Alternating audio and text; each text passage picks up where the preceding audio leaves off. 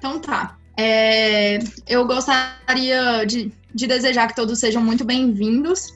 É muito bom a gente tá sendo convidado aí pelo Bate-Papo Eco Quarentena. Esse bate-papo, então, é uma parceria do Papo Eco Quarentena com o projeto Bioicos.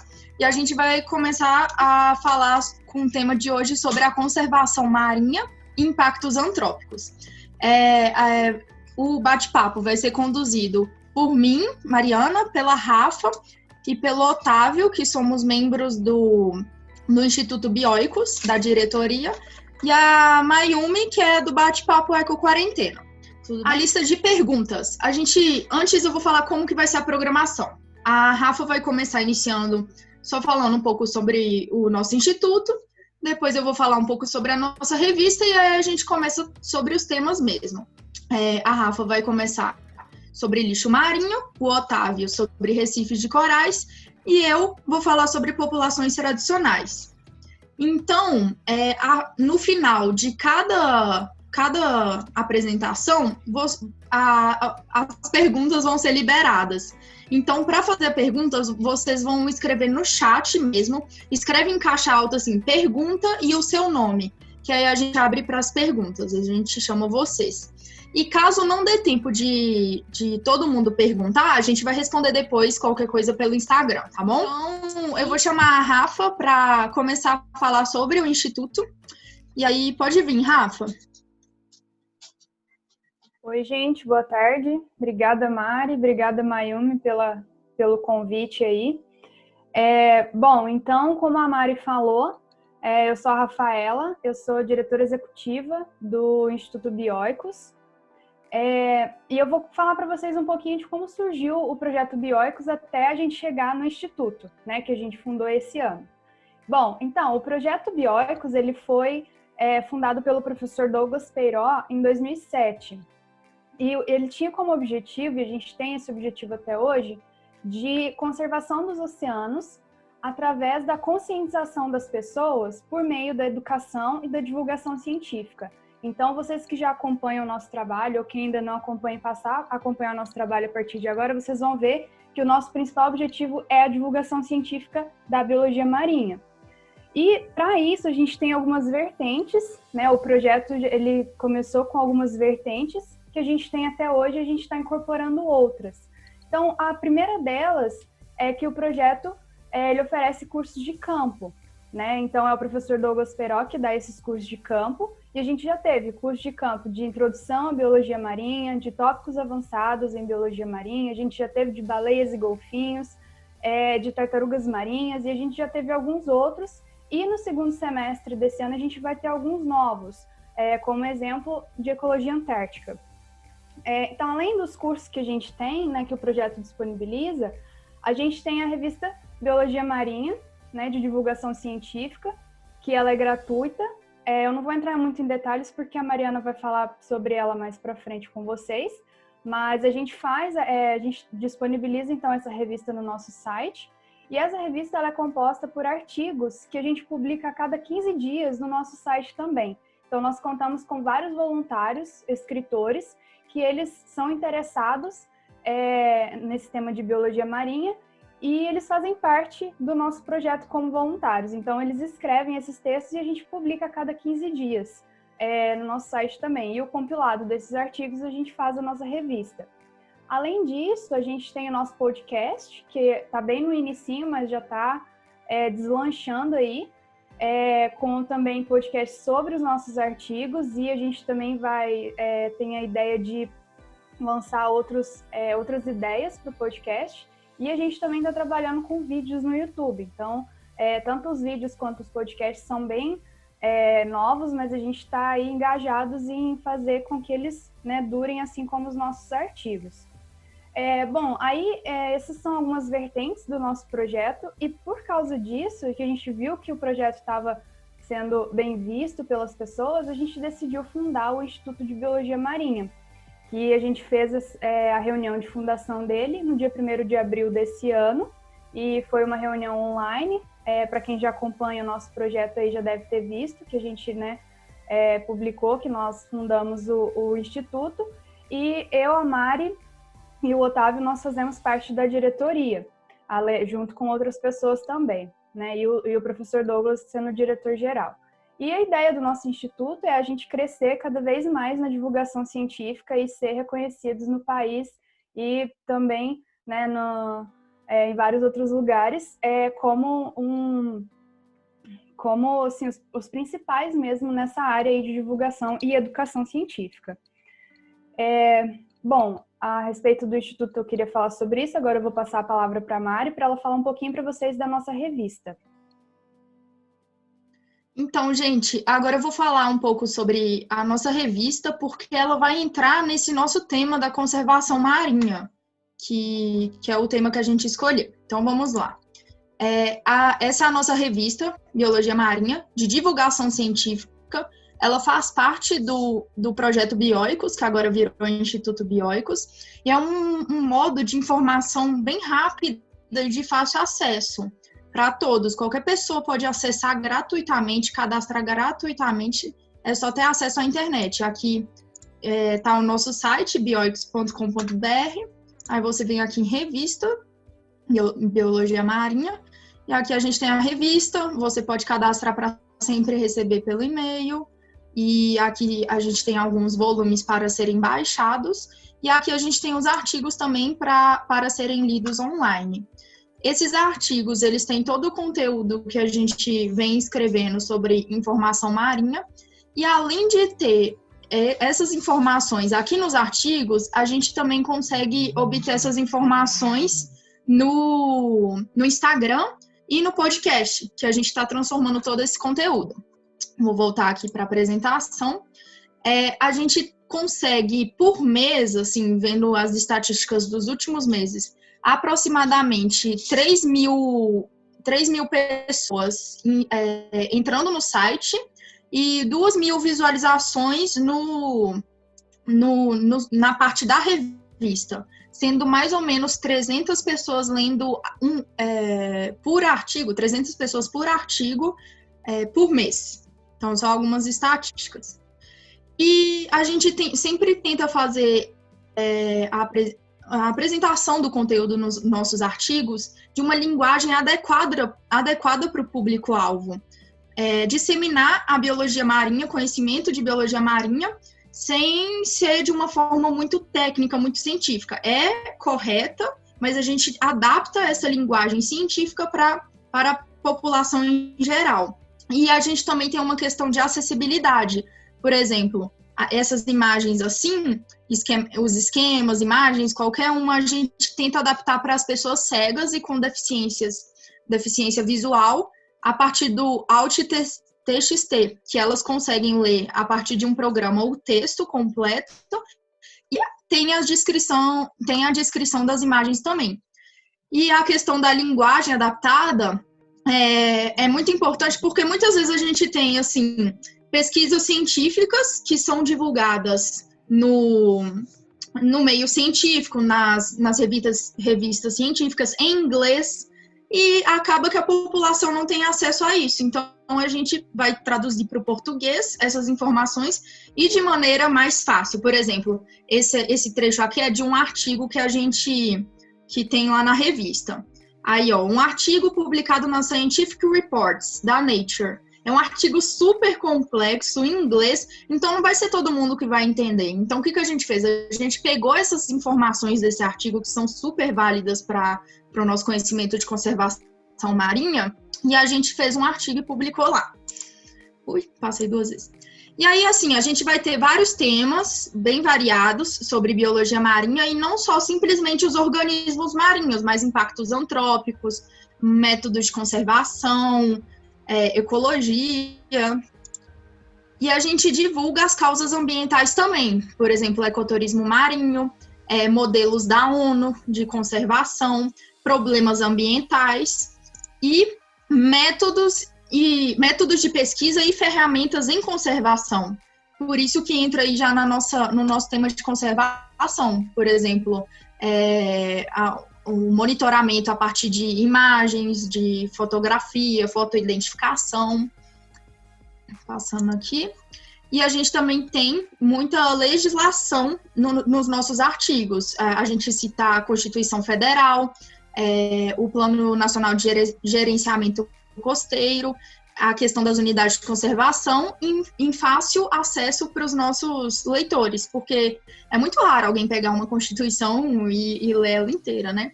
Então, essa parte ambiental a gente tem nos nossos artigos. E isso é muito importante porque a educação ambiental, ela vai ser uma ferramenta para a gente conseguir atingir a conservação. E a educação ambiental é feita em três passos. O primeiro é a sensibilização, que a pessoa está apegada emocionalmente com o problema ambiental. O segundo é a conscientização, ela tem que ter as informações. Então, por exemplo, não adianta eu ter a informação de que tem lixo no mar se eu não me importar com isso. Por isso que é importante também a sensibilização. Eu tenho que importar que isso está me afetando, que isso afeta outras espécies, que isso é imoral. Então, as pessoas têm que ser sensibilizadas e conscientizadas. E isso é o que a gente tenta com a nossa revista. A gente conscientiza, traz muita informação e também tenta sensibilizar, tentar pegar o apego emocional das pessoas, porque só a partir disso a gente vai para a terceira etapa da educação ambiental, que é a mobilização, que é a ação, é quando as pessoas vão realmente agir em prol da causa ambiental. E aqui a gente tem um trecho do Homo Sapiens, livro, né, que os humanos, historicamente, eles têm achado que eles são diferentes, são uma outra categoria de espécies dentro do meio ambiente. Eles são outra parte, eles não têm nada a ver com as outras espécies, com as interações delas. Mas não, a gente tem que se sentir pertencente à natureza. A gente desenvolve uma importância e interfere ecologicamente dentro da natureza. Então, a gente tem que se sentir parte dela, e só quem sente parte dela que vai conservar, porque quem não se sente não vai ligar, não vai achar que precisa dela para sobreviver. Então, por isso que a gente precisa de ser ambientalmente educado para conservar. E aí é isso que eu tinha para falar. Alguém tem alguma dúvida sobre essa parte da revista? Deixa eu ver aqui no chat. Eu acho que está tranquilo. Se alguém tiver alguma dúvida, pode deixar no chat aí, depois a gente volta, qualquer coisa.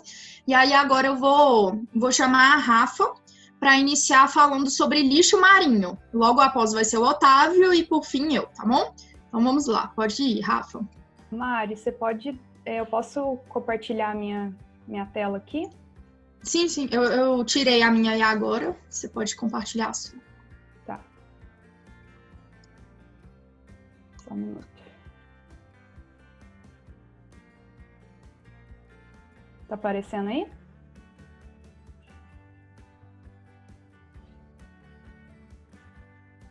Beleza. Bom, pessoal, então eu vou falar um pouco sobre lixo marinho. Bom, a gente sabe que a maior parte do nosso planeta ele é composto por água, né? Então, 70% aí da superfície da Terra ela é coberta principalmente pelos oceanos. E, infelizmente, a maior parte dos oceanos ele tá sujo por lixo marinho, né? Ele contém aí lixo marinho praticamente toda a sua parte.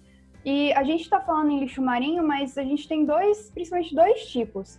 A gente tem o lixo marinho físico, que são os que a gente provavelmente mais vê quando a gente vai à praia, por exemplo, que são plástico, vidro, metal, madeira, tudo isso mesmo que a gente consegue apalpar, né? E a gente tem também o químico, que às vezes a gente não consegue às vezes ver claramente, mas ele também pode estar presente, que no caso é despejo de esgoto, principalmente em locais que não tem tratamento, né? E dejetos de indústrias que pode acontecer, ou, por exemplo, acidentes com plataformas de petróleo. Então, isso também entra aí dentro de lixo marinho químico. Mas a gente pensa assim, de onde que vem esse lixo marinho? Muitas pessoas acham que o lixo marinho ele vem só das cidades litorâneas, só de quem tá lá. Se você vai à praia e você joga um lixo lá, você está poluindo e só vem dali. Mas não, a maior parte desse lixo marinho, ele vem principalmente das outras partes do continente também, não somente da costa, das cidades litorâneas. Então, cerca de 80% desse lixo, ele vem de rios. Por quê? Vamos supor, eu estou aqui em Minas. Se eu jogo um papelzinho na rua, eu posso... tem muita gente que pensa, é só mais um papel, nem vai fazer diferença. Vai sim, porque esse papelzinho, ele vai, ele vai escoar para os rios, e os rios a gente sabe que eles desagam no mar. Então, tudo que a gente faz, seja numa cidade litorânea, seja numa cidade não litorânea, influencia aí muito na presença do lixo marinho nos nossos oceanos. Então, para quem não sabia, né, sobre isso, então, se vocês virem alguém jogando aí um lixo pertinho da casa de vocês, podem chamar a atenção e falar para essa pessoa que ela está contribuindo para esse lixo nos nossos oceanos, viu? Porque isso é muito sério. Além disso, a gente tem também esse lixo que vem tanto da parte do continente, a gente pode ter aquele lixo que já vem proveniente das atividades que ocorrem nos próprios oceanos, como atividades pesqueiras. A gente tem nas embarcações aí, pode acontecer de o lixo cair no mar, ou até mesmo as pessoas que não são conscientes despejarem esse lixo no mar. A gente tem de transporte marítimo, né? A gente tem navios, a gente tem embarcações aí que carregam aqueles containers. A gente já viu vários exemplos de acidentes que acontecem, né? Desses containers caírem no mar também. As plataformas de petróleo que eu falei para vocês também podem ser fontes aí de lixo direto, e também o sistema de esgoto, né? Então, todos esses aí são responsáveis pela origem do lixo marinho no ambiente dos oceanos. Mas esse lixo, quando a gente vai, por exemplo, à praia, esse lixo que a gente vê nas praias, que a gente vê nas encostas, ele é só uma pequena parcela do total real que pode ter nos oceanos. Eles estimam que seja aproximadamente 15% só do que a gente consegue ver do lixo que tem nos oceanos. Então, por exemplo, esses 15% são aqueles lixos que ficam superficiais ou na coluna d'água, em até mais ou menos 40 centímetros de profundidade. Agora, esses outros são só 15%. Agora, esse resto, essa grande maioria, que a gente não consegue ver onde que ela está, são os microplásticos, principalmente, e também eles estão no fundo do mar. Então, isso é muito triste, porque a gente já vê aí muitos lixos, né? A gente já vê muito lixo já na superfície, e isso pelo menos uma pequena parte só, né? Então, a gente tem... já teve um achado, não sei se vocês conhecem a Fossa das Marianas, que é um dos lugares mais profundos que a gente tem nos oceanos. Fica no Oceano Pacífico. Tem cerca de 11 quilômetros a Fossa das Marianas, 11 quilômetros de profundidade. E já foi encontrado, uns pesquisadores que estavam fazendo uma pesquisa nesse local, eles encontraram lixo a 10 quilômetros de profundidade na Fossa das Marianas. E, não surpresa para a gente, né, a maior quantidade desse lixo era o quê? Eram plásticos. Então, quase 90% desse lixo era formado de garrafas PETs e utensílios descartáveis. O restante aí era borracha, metal, madeira e outras coisas. Então, isso para vocês verem a dimensão desse problema que é o lixo marinho, que a gente vê somente uma parcela, uma pequena parcela da quantidade real que existe nos oceanos.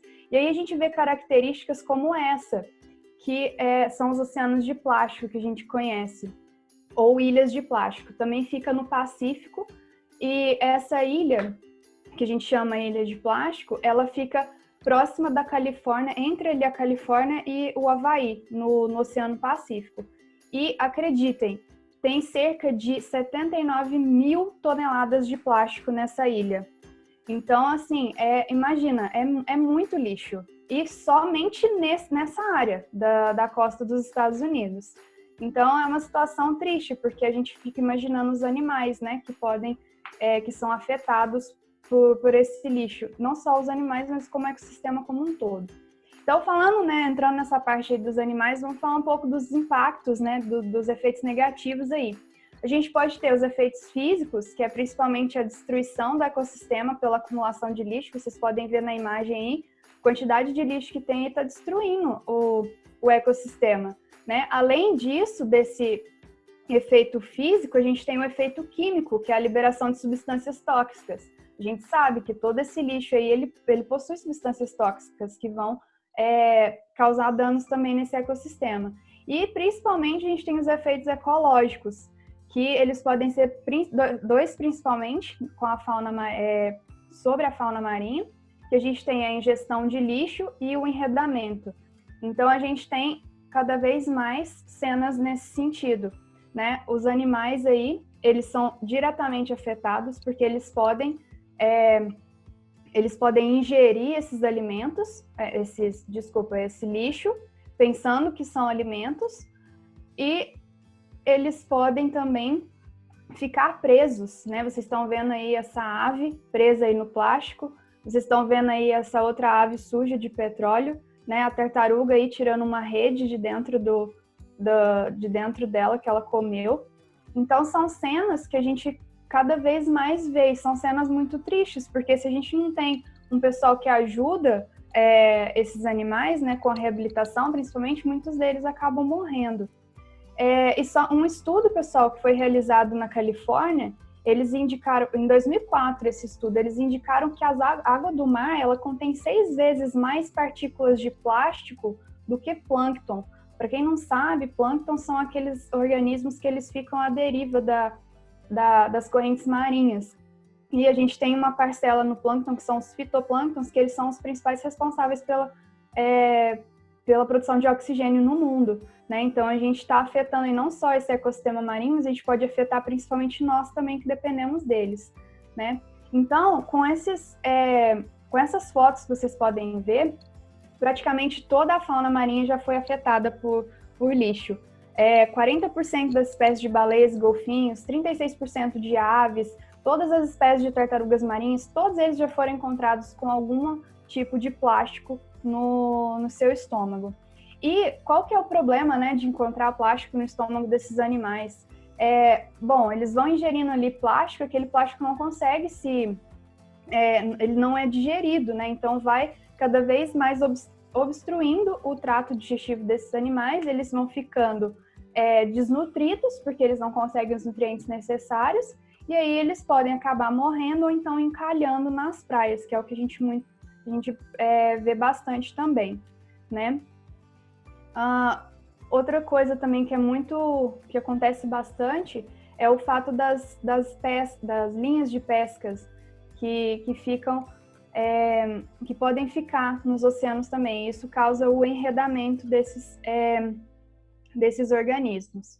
Aí a gente vê situações cada vez mais comuns, como essas, né? Os organismos utilizando aí do lixo para fazer ninhos. Aqui vocês estão vendo, aqui no caso a tartaruga confundindo com a comida, né, dela. Aqui um cavalo marinho utilizando aí um cotonete.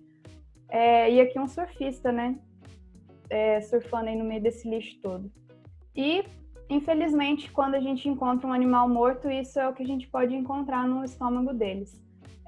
Cada vez mais lixo, né, principalmente aí plástico. Aqui a gente teve duas notícias bem alarmantes, assim, que 29 baleias cachalotes foram encontradas mortas na Alemanha com o estômago cheio de lixo. E aqui uma baleia foi encontrada morta com 40 quilos de plástico no estômago. Agora vocês imaginam, 40 quilos dentro do estômago dessa baleia.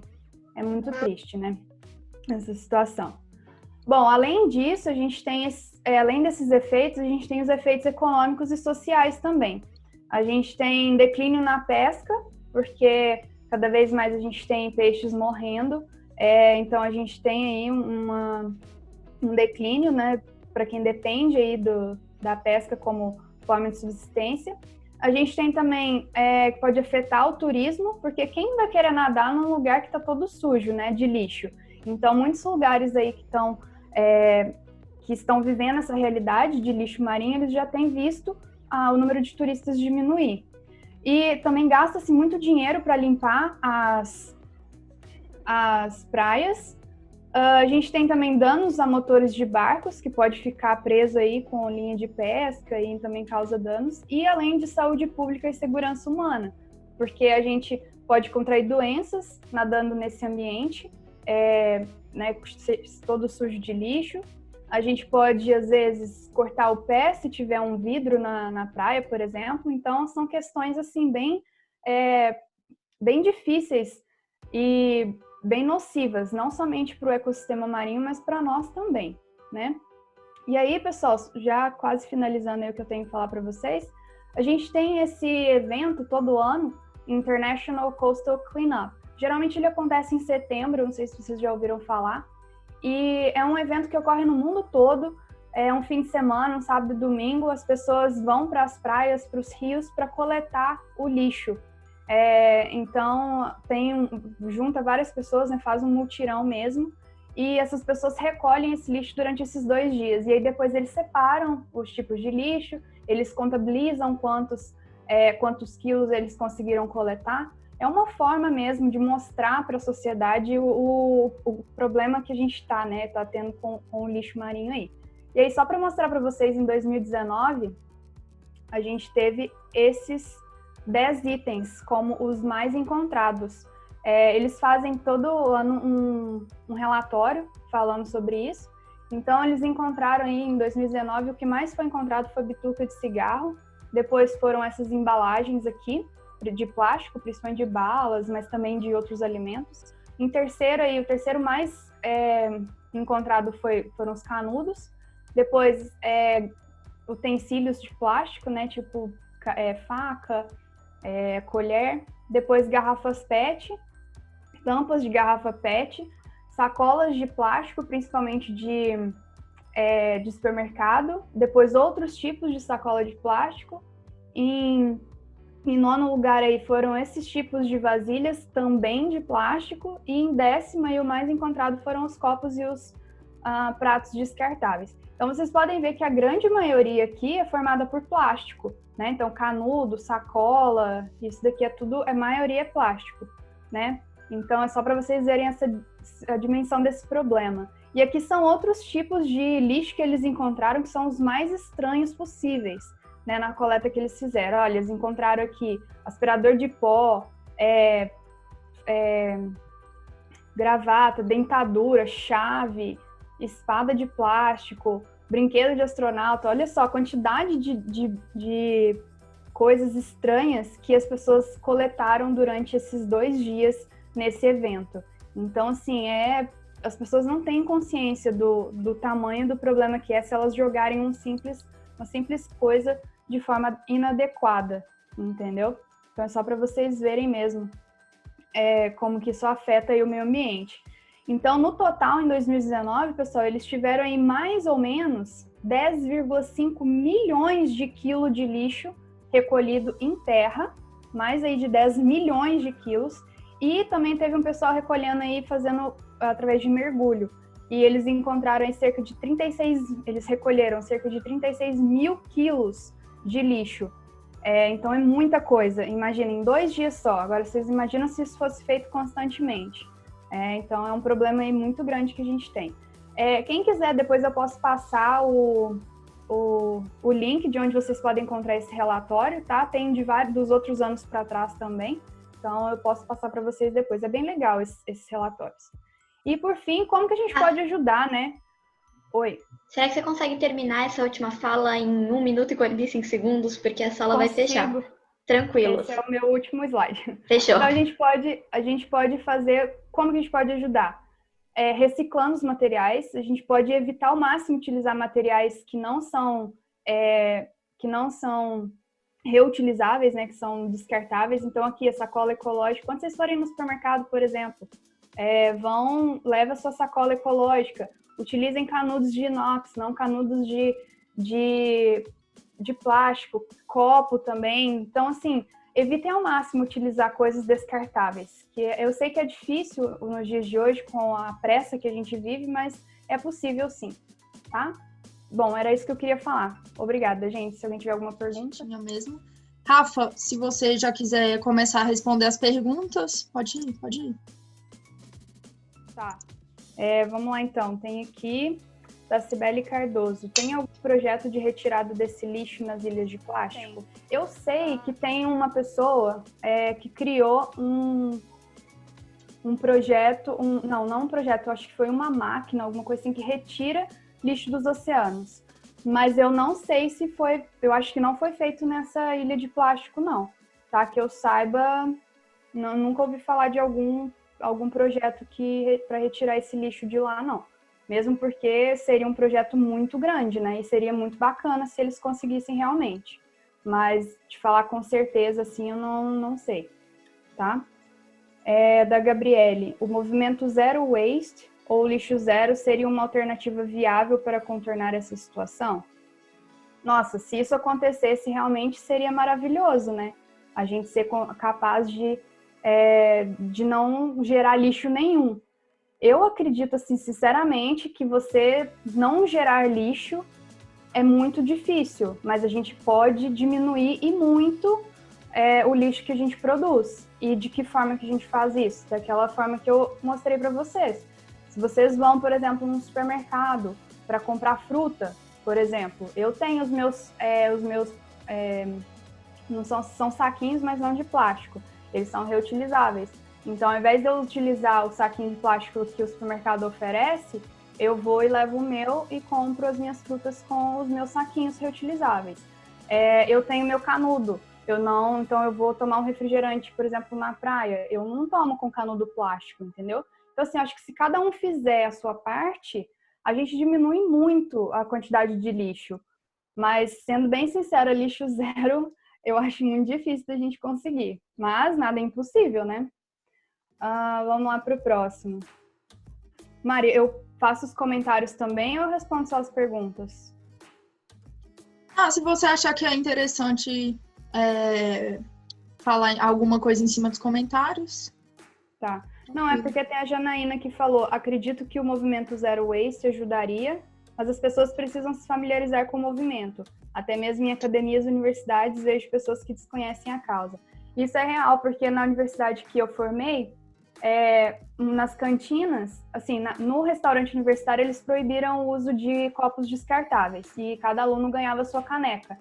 Só que nas cantinas da universidade, eles ainda disponibilizavam os copos descartáveis. Então, assim, é meio contraditório, né? Mas, sim, eu acredito que se todo mundo se empenhar e querer realmente, eu acho que é possível isso acontecer. Eu ia falar até um detalhe que, para quem... Eu sei que tem bastante gente que não é do E-Quarentena aqui, que a quarentena é relativamente recente, mas a gente fez umas perguntas com algumas pessoas que são bem autoridades para falar do movimento Zero Waste, do movimento Zero Desperdício. Então, eu vou liberar, assim, futuramente, os papos que a gente já teve com essas pessoas, mas vai rolar ainda muitos outros explicando o movimento e tudo mais. Então, quem às vezes não está familiarizado e quer conhecer mais, fica a dica, né? Uhum. Bacana. Eu acho que era isso. Não tem mais nenhuma pergunta. Pelo menos das que você me passou aqui, Mari. Tem mais alguém que quer perguntar? Não. Eu vou mandar o link aqui no chat para vocês dos relatórios lá do International Coastal Cleanup, ok? Então, gente, agora a gente vai começar com a parte do Otávio. Pode vir, Otávio. Ele vai falar sobre os recifes de corais. Olá, pessoal. Estão ouvindo? Uhum. Tá rolando o som? Beleza. Boa tarde a todos e todas aí que estão nos assistindo. Bem-vindos à Eco-Quarentena do Instituto Bioicos. Eu sou Otávio Cafundó, sobrenome inesquecível. Eu sou especialista, né, em biologia marinha, eu fiz mestrado na área, trabalhei bastante tempo com mergulho, em escola de mergulho, mergulhei o Brasil inteiro, algumas partes do mundo, consegui ver várias coisas ao longo de pouco tempo acontecendo, vi muito lixo. Hoje eu sou consultor ambiental, também trabalho, eu tenho as minhas empresas de consultoria. Ouvi a palestra da Rafa aí sobre lixo, é muita coisa que eu tenho para falar, assim, inclusive de experiências aí, de ter visto. Eu fiz um projeto há pouco tempo atrás na Ilha do Cardoso e a gente recolheu lixo lá, bastante lixo na Ilha do Cardoso. E uma coisa muito interessante do que a gente viu no lixo lá é lixo de navio mercante, né? Muito lixo importado, né? Garrafinhas de água, chinelo, vassoura, balde, lata de óleo. mas tudo importado, nada made in Brasil, assim, foi muito louco. A gente fez isso Ilha do Cardoso, estado de São Paulo, né? Parque estadual, né? Parque Nacional do Superagui, já para o lado do Paraná, e para o lado de São Paulo, a divisa para o lado de São Paulo, a Ilha do Cardoso, as praias cheias de lixo importado, né? E dava umas marés altas lá, enchia de lixo, e foi interessante ter visto assim que o lixo tem várias origens, né? Não dá muito para a gente prever que tipo de lixo vai ter em cada lugar. Uma pincelada que eu poderia dar também a respeito de lixo, né, do consumo de lixo, uso de lixo aí para ajudar vocês. Eu li um livro que eu recomendo a todos vocês, assim, que se tornou a base do que eu sou hoje profissionalmente. É um livro super gostosinho de ler, ele se chama Cradle to Cradle, do berço ao berço, né? É um livro escrito em inglês, talvez já exista uma versão em português. Os autores são William McDonough e Braungart. Depois eu escrevo aqui no chat. Esses caras, eles ditam as bases da sustentabilidade. E eles falam do lixo, falam muito assim que existem ciclos tecnológicos na nossa vida, que os seres humanos criaram, e tem os ciclos biogeoquímicos. A partir do momento que a gente mistura os ciclos, dá zebra, a sustentabilidade acaba. Mas a partir do momento que a gente separa os ciclos, o que é de origem tecnológica, e a gente fechar ele, não deixar ele voltar a misturar com um ciclo natural, a gente consegue gerir as coisas, né? Então, por exemplo, a gente produziu um plástico, utilizou esse plástico é reciclável, a gente consegue devolver ele para um ciclo tecnológico para ele voltar a ser um outro objeto, né? O plástico é um negócio mais complicado porque ele vai perdendo a qualidade conforme a gente vai ciclando ele, né? Reciclando.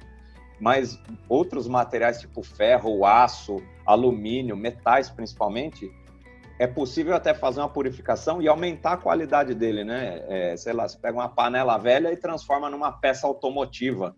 Ela acaba tendo um valor agregado maior, e quanto mais a gente recicla e circula de novo o ciclo tecnológico, a gente precisa menos de matéria-prima, extrair menos matéria-prima da natureza. Essa é a base da teoria. Eles, inclusive, têm um instituto, Cradle to Cradle, tem a certificação Cradle to Cradle, e várias empresas estão se certificando. Eles vão lá, fazem uma análise do ciclo de vida inteiro, da linha de produção inteira, do design das coisas. E eu lembro de uma frase muito que bateu bastante para mim, que tem no livro lá. Eles falam assim, o Henry Ford, né, que criou a linha de produção, né, dos carros, ele foi o primeiro cara assim, a dar escala na produção industrial. Ele ficou famoso por ter criado a linha de produção. Ele fala que agora vai inovar mesmo quem criar a linha de desprodução, né, a linha de desmontagem, né? Então, os produtos daqui para frente, eles precisam ser pensados em que momento do ciclo de vida deles eles vão voltar para a natureza ou vão voltar para um ciclo tecnológico. A partir do momento que eles são concebidos e montados, eles também precisam ser projetados para serem desmontados e reutilizados em coisas mais nobres, para que a gente faça o upcycling, não só o recycling, nem o downcycling, né? Perder qualidade ao reciclar ou aumentar a qualidade ao reciclar. Mas é isso, é um livro legal, é o Cradle to Cradle, depois eu anoto aí no chat. Mas vamos falar um pouquinho sobre corais, os recifes de corais, que é o que me tornou biólogo, né? Eu sou biólogo de formação, eu sou formado em 2002 na Unesp de Rio Claro, e desde então eu fiz o meu mestrado eu fiz com águas vivas, né? Com nutrientes e ciclo de vida de águas vivas lá na região de Ubatuba, nas baías de Ubatuba. Trabalhei no Instituto Oceanográfico também uns 3 anos, pelo menos, como bolsista de aperfeiçoamento técnico, já depois de graduado.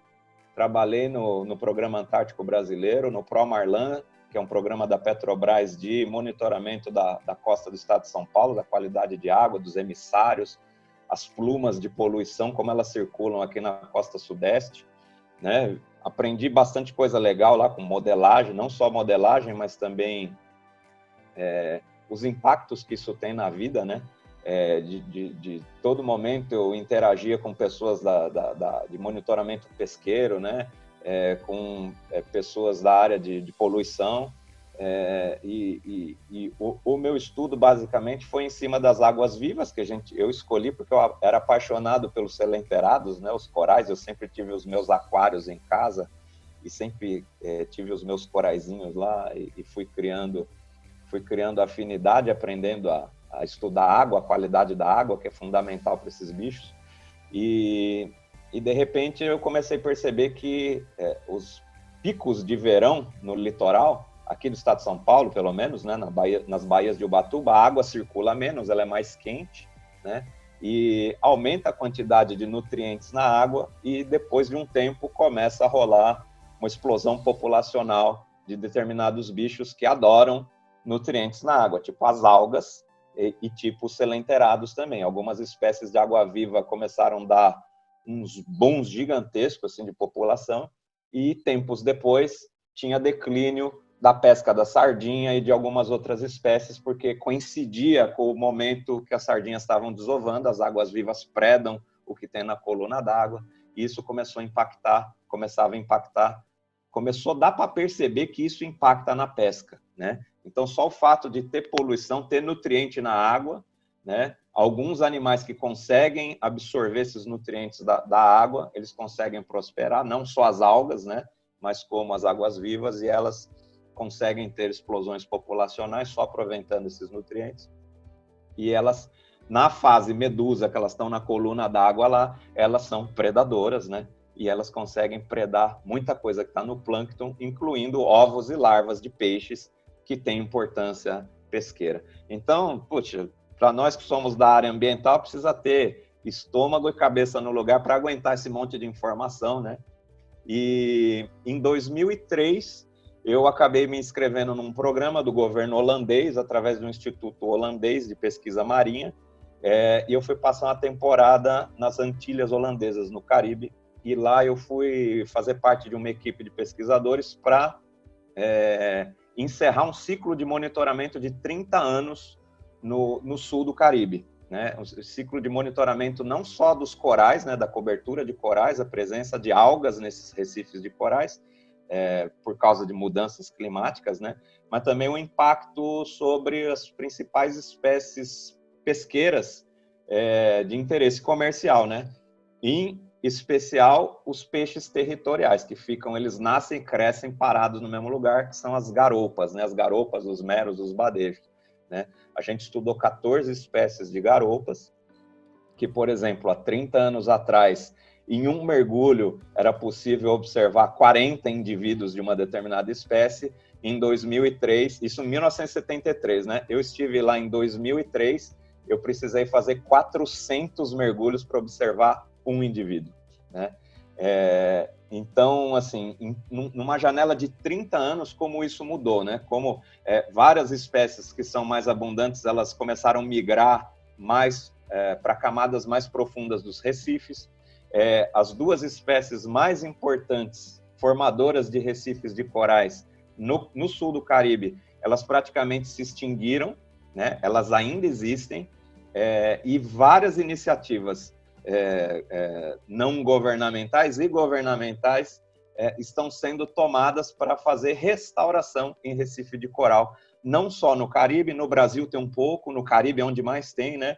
Mas no Sudeste Asiático, onde é o principal centro de biodiversidade e dispersão de corais, das espécies de corais do mundo, tem bastante iniciativas mundiais lá, concentradas lá, porque tem muitas espécies, né? E na Austrália também, que é um país que tem uma certa estrutura, eles são um país completamente oceânico, né? O meio do país é um deserto e as bordas, onde está toda a população, eles dependem muito do mar.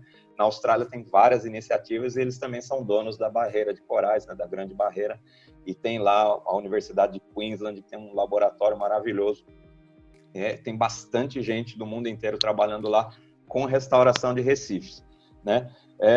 São iniciativas pontuais, são pequenas, não tem ninguém fazendo reflorestamento, que nem eu trabalho aqui hoje com restauração ecológica, né, de florestas nativas, que a gente consegue plantar, pegar um reservatório de 2.000 quilômetros lineares aí de borda de reservatório e sair reflorestando com trator, botando muda no chão, envolvendo um monte de gente, né? Isso aqui no Brasil já tem restauração ecológica nessa escala, reservatório de Itaipu, tem os reservatórios aqui do Rio Grande, o estado de São Paulo tem bastante coisa, né, de grandes projetos de restauração, mas dentro do mar são coisas bem pontuais, é um recife, uma ilha, um lugarzinho específico, porque é bem complicado fazer a restauração. Eles têm várias exigências e durante o processo de restauração, os eventos ambientais afetam a restauração, né? Se o coral está morrendo, o recife de coral está morrendo porque teve um evento de aquecimento de água quente que perdurou lá em cima do recife, o recife morreu, você vai lá e começa a plantar as mudinhas de coral no lugar, nada impede que daqui 4, 5 anos venha outro evento mais forte e aqueça de novo e essas mudinhas voltem a morrer enquanto elas estão pegando, né? E isso aí está acontecendo. Para quem quer, assim, como a fala tem que ser curta, eu trouxe algumas fotos para ilustrar alguns projetos, algumas iniciativas, algumas atividades que estão sendo feitas em recifes de corais.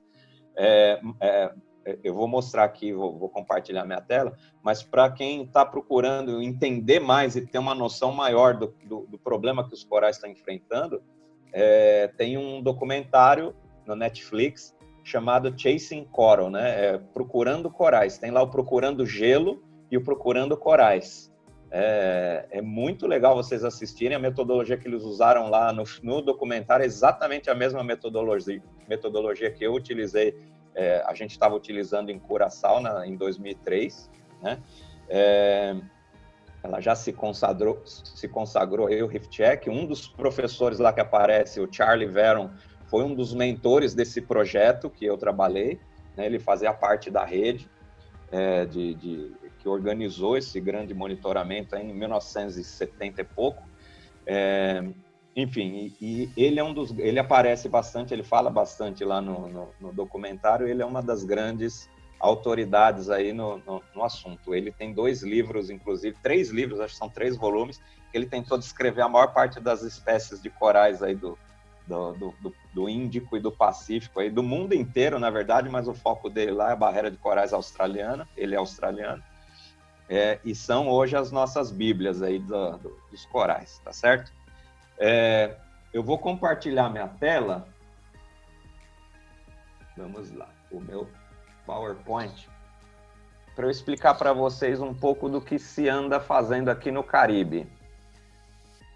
Vamos ver se ele vai entrar. Bem, Marta, legal. Tá ouvindo? Estão conseguindo ver? Beleza. Sim. Então, olha aqui, ó, eu peguei um infográfico de revista só para poder resumir. Tem várias entidades americanas, principalmente, que estão atuando com restauração em recifes de corais no Caribe, porque as 2 principais espécies formadoras de recifes de corais de áreas rasas, de águas rasas, água rasa até 6 metros de profundidade, elas estão praticamente extintas no Caribe, né? Que são as 2 espécies do gênero Acrópora, a Acrópora palmata e a Acrópora cervicornis. Os corais, na maioria dos lugares, eles têm uma reprodução sincronizada, né? Uma determinada noite de lua cheia, geralmente o mês de agosto, é quando começa a esquentar o ambiente, eles, por algum estalo da natureza, eles sincronizam as desovas. Então, eles liberam na água os seus gametas, né, que são cápsulazinhas gordurosas de gametas femininos, e os masculinos, eles são leitosos, assim, são liberados diretamente na água. Agora, os femininos, eles saem em cápsulas. E como eles são gordurosos, eles vão todos para a superfície e ficam flutuando. Então, a fecundação dos corais, depois que rola essa desova em massa, ela é feita na superfície. A superfície chacoalha, ajuda a fecundar os espermatozoides e encontrarem os óvulos. Logo depois que rola a fecundação, a larva ela é formada, né? Começa a divisão, a blástula, gástrula, né? As partes iniciais da embriogênese aí, se transforma numa larvinha. Essa larva nada para o fundo, ao sabor das correntes, e ela vai encontrar alguns materiais nas rochas que sinalizam onde ela pode se fixar, se recrutar. A gente chama de recrutinhas, né? Geralmente são algas calcárias. E as algas calcárias, elas só conseguem se formar em águas pobres em nutrientes, né? Se você enriquece de nutrientes e forma aquele filme de algas verdes filamentosas, a alga calcária é sufocada e o coralzinho, as larvinhas de corais, elas não conseguem se fixar na superfície. Elas não têm o poder de fixar em qualquer superfície, tá certo? Então, o que inventaram aqui, né? Já partindo aqui para o meu infográfico, né? O coral, quando ele vai desovar, os cientistas ficam monitorando todas as noites. Ó, vai rolar lua cheia, já estamos na época. Eles começam a ir todas as noites para o mar, vão mergulhando e vão monitorando. Dá até para cortar um pedaço do coral e olhar o tecido dele, ver se os ovos já estão formados lá dentro. Beleza, vai monitorando. Ó, eles estão prontos. Chegou a lua certa, a noite correta, tá todo mundo na água, eles mergulham todos os dias, né? Até começar a perceber a desova, eles colocam essa camisinha aqui, é uma rede com uma garrafa de ponta cabeça cheia de água, porque os ovos vão ser liberados e eles vão subindo, eles são gordurosos, eles tendem a ir para a superfície, eles vão cair e vão ser presos dentro da garrafa. Uma vez dentro das garrafinhas, espécie por espécie de coral eles vão coletando, né? Monitorando assim as variedades, a quantidade de população que está sendo feita a coleta, né? Para a população que se forma na hora de fazer a mistura em laboratório dos gametas, que seja uma população com uma variabilidade genética legal. A fecundação vai ser feita em laboratório. Eles levam para o laboratório, fazem essa fecundação, misturam todos os lotes, né? dos gametas. As larvas vão se formar, depois eles pegam as bacias com as larvas e colocam numa piscina com essas estrelinhas aí de concreto ou de gesso. Só que eles fabricam isso em forminhas de concreto ou de gesso, só que eles colocam essas forminhas tempos antes, na água do mar, num local onde tenha muita alga calcária. Geralmente em lugares sombreados de água bem limpa, as algas calcárias vão cobrir essas forminhas. Elas vão ficar todas cor-de-rosa. A alga calcária forma uma camada cor-de-rosa em cima. E aí, depois que essa fecundação já aconteceu, eles pegam e colocam, vira o balde com todas as larvinhas em cima dessas armações de concreto. Elas são bem pequenininhas, tá? Coisa de 10 centímetros. E as larvas vão se fixar. Dentro de alguns dias, assim, de 7 a 10 dias, as larvas já começam a se fixar e elas estão prontas já para ir para o campo, né? Então, essa é uma forma sexuada de fazer a reprodução dos corais. Um problema que existe é que, assim, aqui no Caribe são poucas espécies, tá? Poucas espécies, assim, o Brasil tem 22 espécies, né? A nossa costa, ela é riquíssima em rios caudalosos que soltam água no mar, cheias de nutrientes. Então, a nossa água ela não é tão limpa quanto a água que tem no Caribe, a água que tem em outros lugares aí do Índico e do Pacífico. Então, nós temos menos espécies de corais e as nossas espécies elas tendem a ser as mais primitivas que existem no mundo, assim, de formato de corpo, de estrutura, de funcionamento, enfim, são as mais primitivas. No Caribe, por já ter tido uma conexão com o Pacífico no passado, né, por causa do canal do Panamá, do istmo do Panamá, né, o Panamá, o oceano, o Pacífico e o Caribe eram unidos, né, e bem pouco tempo atrás a América Central soergueu e separou os dois. Então nós temos várias espécies muito parecidas dos dois lados, tá? Grupos de famílias de peixes e de espécies que são muito parecidas. No Caribe já temos 150 espécies. E no Índico e no Pacífico chegamos a 3.000 espécies, né? A diversidade absurdamente maior. Mas é isso, uma vez aqui nessa foto aqui de baixo, né, esse aparato de concreto já está todo colonizado com recrutinhas de corais. O que eles fazem? Pegam isso aí e levam para os recifes e começam a colocar nos recifes. Ele tem esse formato de âncora mesmo, para a hora que cair no chão as ondas não levarem, ele encaixa no meio das pedras e o coral vai crescendo lá, beleza? Aqui é uma foto de uma coleta, sendo realizada em Acrópora palmata, então é tipicamente um coral caribenho, né? E a coleta está sendo realizada, né? O coral está desovando, as larvinhas vão subindo e vão caindo dentro do copinho. E aí esses copinhos são retirados, levados para o barco e eles vão descendo e levando para cima e para baixo para fazer a mistura deles em laboratório. e depois levar de volta para o oceano. Aqui já é uma foto da Coral Restoration Foundation, que é da Flórida, né, no sul da Flórida, sediada lá. Visitei esses caras. Eles têm esses coral frames, que eles chamam, são gaiolas onde eles coletam de maneira assexuada, né? Eles acham as colônias de corais que estão espalhadas, ainda estão vivas nos recifes, e eles vão repicando essas colônias e prendendo aí nesses varais para ficar um jeito fácil. Eles ficam na coluna d'água, é mais difícil de depositar sujeira, assim, sedimentar coisas em cima deles, então o coral fica mais desafogado, né? É fácil de limpar, fica mais raso, o mergulhador consegue ir lá. Eles dão vários cursos, recebem visitas, né? Tem curso, inclusive, certificação de mergulho, de Coral Cleaner, lá um cara que ajuda, você vai lá, faz um estágio de temporada, você pode fazer esse curso aí, e sai a carteirinha da PAD, é uma especialidade, né, de Coral Restorator, é bem legal, chama Coral Restoration Foundation. É uma que futuramente vai ser parceira da Bioicos também, aqui do Instituto Bioicos. Tenho bastante contato com eles. E aí, depois que as mudas de corais nesses coral frames já estão prontas para voltar para os recifes, eles voltam lá e vão colar essas mudas nas áreas onde esses corais nunca deveriam ter sumido, né? E cola com cola epóxi mesmo, igual o Durepox, né? Prepara aquela massa. Tem cola própria para coral, o mercado de aquário, de aquarismo, aí os caras já desenvolveram muita tecnologia para reproduzir coral e agora estão usando em grande escala isso aí no mar, né? Então vai lá, cola elas direto, limpa a pedra, bota o cimento lá, cola ela em cima e vai embora. Com o tempo isso aí vai crescendo e vai formando o recife novamente. E eles vão sendo monitorados. Uma coisa interessante era isso aqui, olha o tamanho desse coral cérebro. Ele é gigantesco, demorou milhares de anos para ficar desse tamanho. E até então não existia tecnologia para reproduzir ou ressuscitar um coral desse tamanho, né? Vinha uma onda de aquecimento, uma água quente, estacionava em cima, ficava 40 dias em cima desse negócio aí, a parte viva do coral morria e fica toda essa calota morta lá, cheia de algas. Puxa, como é que vamos reproduzir isso aí? Tem um laboratório enorme nos Estados Unidos, chamado Mote Marine Science.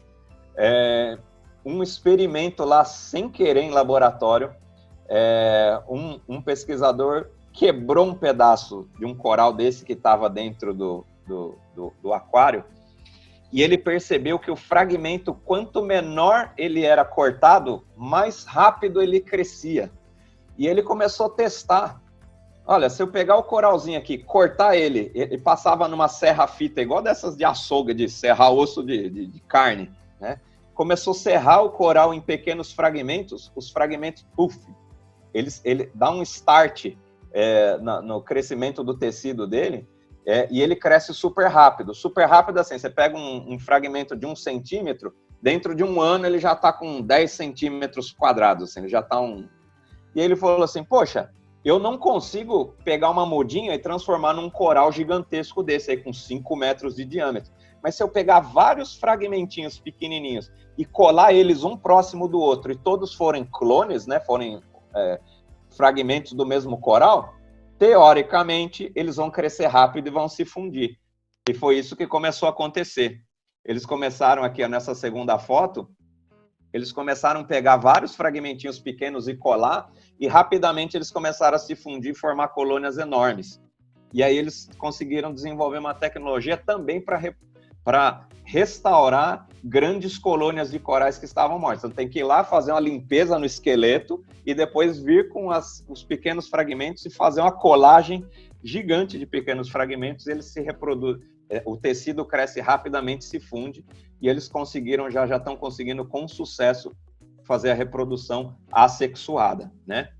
Aqui é um outro projeto que está rolando nas ilhas Seychelles e nas ilhas Maurício, que são de coral frames também, que você pode ir lá e adotar. Eles fazem isso para os clientes dos resorts, né? Eles fazem com uma espécie, um mix de várias espécies, eles coletam fragmentos assexuadamente no mar, né? Vai lá e corta com alicate mesmo, vem aqui e cola na gaiola, essa frame aí, essa moldura. A moldura também tem uma tecnologia que inventaram, se você passa uma corrente elétrica na moldura e ela está dentro da água do mar, precipita calcário na moldura. Ela começa a se tornar, você faz como se fosse o trabalho da alga calcária, você faz de maneira artificial também. Então você coloca como se fosse um cátodo e um ânodo, né? Liga numa placa solar em cima de uma boia e faz uma ligação elétrica mesmo com a placa solar, lógico, tem toda uma voltagem correta, e eu não sei direito se é no cátodo ou no ânodo, ocorre a precipitação de carbonatos. E aí, ó, nesse frame aqui, ó, de baixo à esquerda, você pode ver que o ferro é ferro de construção, isso aí. Ele tá branquinho, tá vendo? Ele já tá impregnado de calcário. E aí coloca no mar, não só as larvas recrutam de grudar nela, como o coral, o fragmento encostado ali, ele gruda e ele espalha, né? Então aqui tem os relatórios de monitoramento, né? Isso aqui foi extraído de um relatório de monitoramento, ó, de 2011 a 2014, olha o tamanho que os coraizinhos, os microfragmentos se transformando em recife. Você vai colocando um frame do lado do outro, nossa, o fundo pode ser de areia, você consegue fazer um recife em cima, né? Logicamente, as espécies são muitas, é difícil fazer isso para todas as espécies que existem no Recife, mas já é uma coisa, já está atraindo diversidade de volta. Tem vários problemas, eu li vários relatórios deles, eles têm muitos problemas com predação, com doenças, com o aquecimento, né? O Recife morreu por causa de uma onda de aquecimento, eles vão lá, fazem o reflorestamento desse Recife, né? E tempos depois chega outra onda de aquecimento, começam a morrer as mudas, eles têm que ir lá, tirar do chão, põe dentro de piscina ou muda para um lugar mais sombreado, tem que ficar limpando para não deixar crescer algo em cima, e aí a hora que passa essa onda de aquecimento eles voltam a crescer, coloca as gaiolas de volta no lugar. Então é um trabalho de formiguinha, super trabalhoso, mas já está cheio de iniciativas pequenas e pontuais, mas tem bastante já espalhadas pelo mundo, tá certo? E aqui eu só estou deixando, para encerrar minha fala aqui com uma foto, é um coral que eu vi, tive contato com ele lá no Caribe, né, que é o Pillar Coral, né, o colar piral, ele é colunar, né, ele forma estruturas assim, a ilha de Curaçao, onde eu fiquei sediado, ela tem um lado que é voltado para as ondas, né, então ela é muito, o lado leste da ilha, ela é muito batido o mar, né? Muita onda batendo lá, então os corais, os recifes de corais lá são muito cilíndricos e massivos, né? Que eles chamam, para aguentar mesmo a energia das ondas, e o lado oposto da ilha já são as piscininhas, né? Ele está contra a ondulação que vem do mar aberto, então as praias são calminhas, né? Então já tem mais gorgônias, corais moles, né? E os corais mais delicados e ramificados que estão para o lado de dentro. Mas para o lado de fora eu tive contato com esse coral, que é o Dendrogera cylindrus. Ele assim, a gente já tem praticamente duas espécies extintas para o Caribe, que são os dois acróporas, né, o palmata e o cervicornis, que é o que tem mais iniciativas de restauração e reflorestamento usando essas duas espécies. Mas esse ano aqui entrou o Dendrogera cylindrus na lista. Provavelmente em agosto do ano passado eu acompanhei as desovas, aí fiquei online com a galera.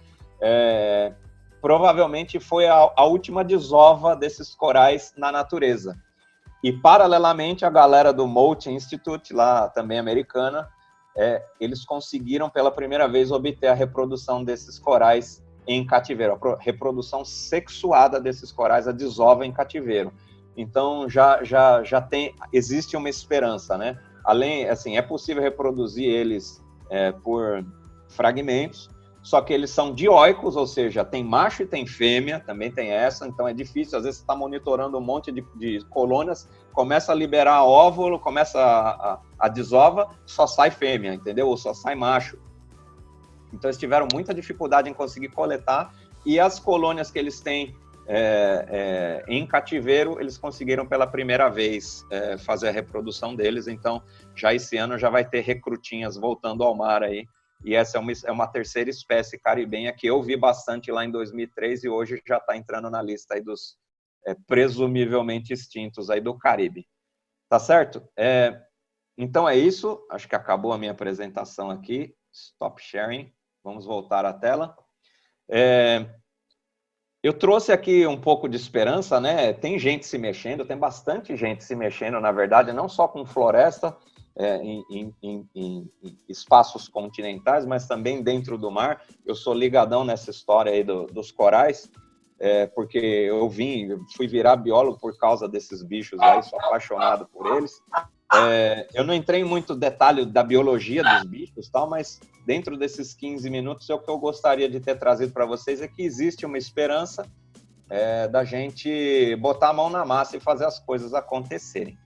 Beleza? Eu espero que vocês tenham gostado aí, podem postar as dúvidas. Eu estou vendo aqui que ainda temos 2 minutos. Eu perdi a tela aqui no chat. Eu vou colocar o nome do livro. É o Cradle to Cradle. McDonough e Baumgart. É muito bom esse livro. Bases da Sustentabilidade.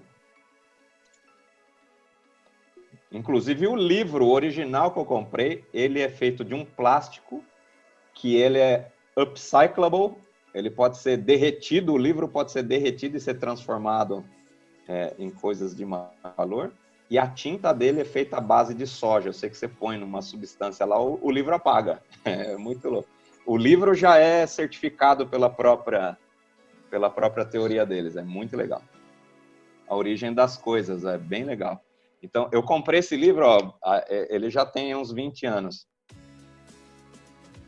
Mas vamos lá, aqui, ali uma vez quando pegamos conchas na praia e tiramos as de lá, causa certo desequilíbrio no ambiente marinho, por conta da perda de nutrientes seriam transmitidos pela decomposição delas. Esse ato pode pegar conchas nas praias, poderia estar afetando os corais? Não, Daniel Rezende, não. Coletar conchas eu acho que o principal é a questão da biodiversidade, né? Você está afetando espécies pela coleta, né? E também perigo. Eu não recomendo eu já cheguei a ver várias espécies perigosas de moluscos que não é legal botar a mão, não. Aqui no Brasil elas são bem raras, mas fora existe e é perigoso ficar colocando a mão e coletando concha. E tem a questão, realmente, você encher uma sacola de concha, enfiar numa mala de avião e separado numa alfândega e pedirem para você abrir, você pode ser preso lá por tráfico de biodiversidade e coisas afins. Então, deixa as conchinhas lá, mas a questão de nutrientes, eu acho que é pouco, o volume delas é muito pouco em relação ao tamanho do oceano. Vamos lá, Caitlin Batista, por que alguns mergulhadores afundam embarcações? Isso não seria ruim? Não. É muito legal isso. Eu cheguei a visitar vários lugares com naufrágio programado e projetado, né? Lógico, tem navio que já está lá obsoleto, ele passa por uma preparação, lógico, eles esvaziam os tanques, lavam, tira tudo que tem de material contaminante, é só a estrutura do navio, tira motor, tira tudo, a fiação, deixa o navio pelado, é só um casco mesmo com a estrutura lá, afunda de um jeito legal, por exemplo, para atrair turista, né, para mergulhador poder ir lá dentro com segurança, e também para os bichos começarem a nascer em cima, né? Tem navio que eles raspam a pintura para expor a parte metálica oxida, forma algas em cima, enfim, é bem legal essa iniciativa, porque criando áreas de conservação dessa forma, mesmo com recifes artificiais, em locais planejados, dá um impacto absurdo na biodiversidade, né? Se você tem áreas assim que são muito sofrem muito com a pressão de pesca e você separa um pequeno pedaço, fala assim, aqui não se pesca e aqui só se preserva.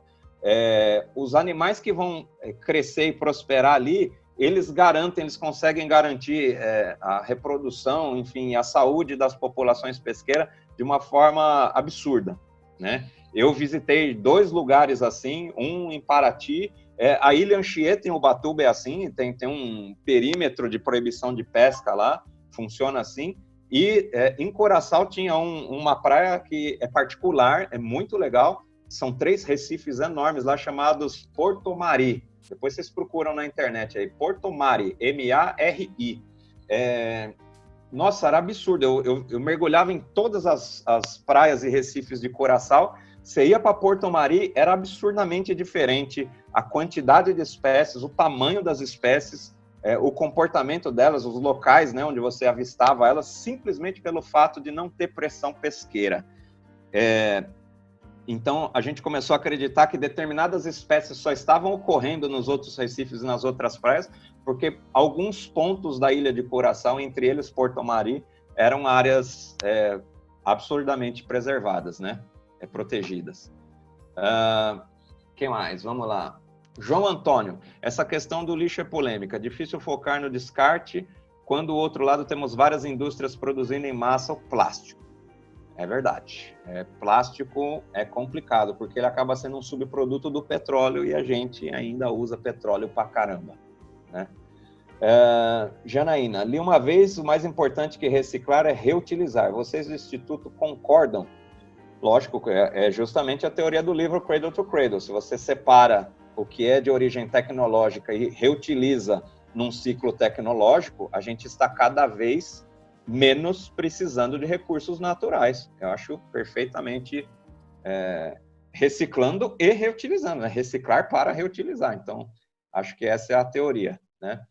Daniel Rezende, as costas brasileiras já estão enfrentando os problemas dos branqueamentos dos corais? Sim, tá no mundo inteiro. Onde tem coral, já tem problema de branqueamento. O aquecimento é uma realidade. E no Brasil tem sim o branqueamento. Ele já ocorre com uma certa frequência. Estela Moura.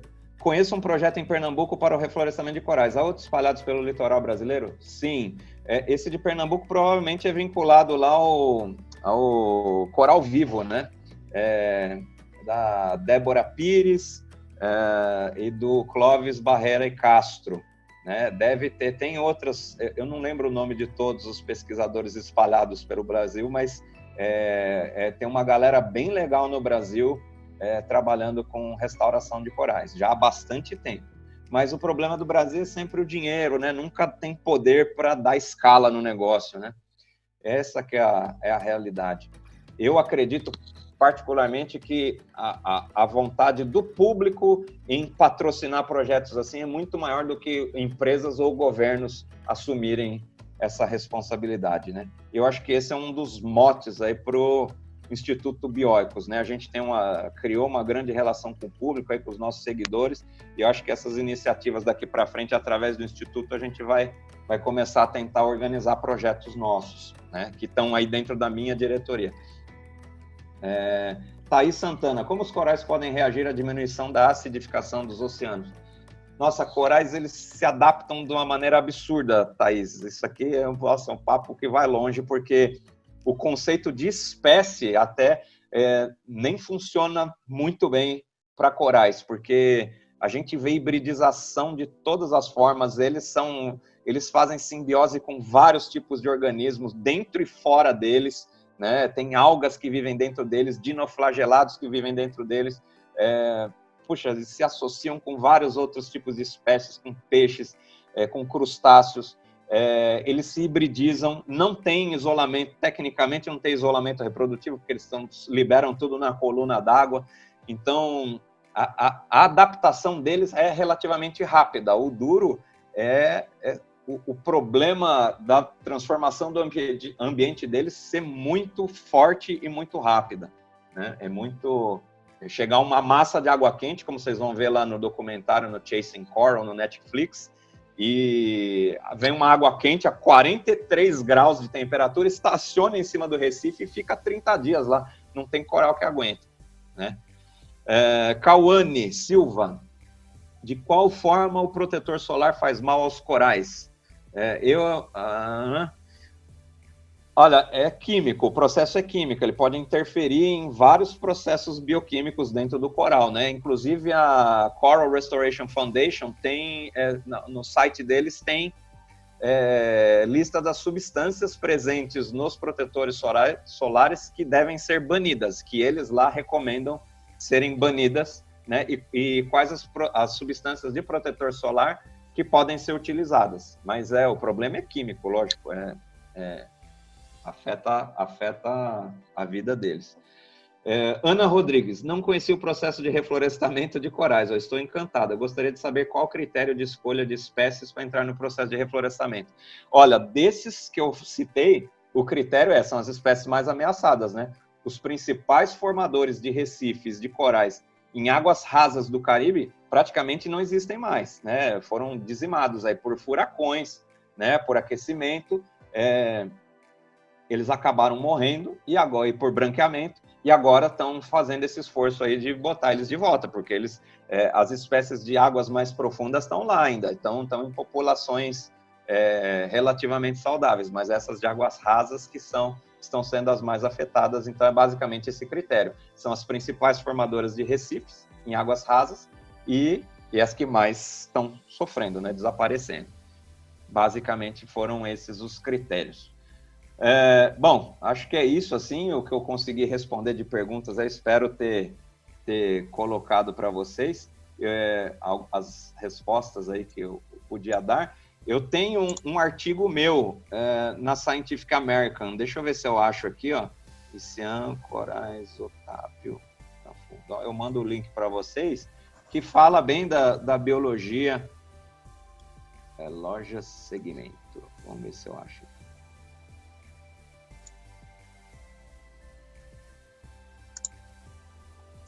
Ameaça. Chama Ameaça na Floresta Submersa. Esse artigo é bem da época... Ah, eu achei aqui, ó. Vou colar o link aqui, ó. Ctrl+C.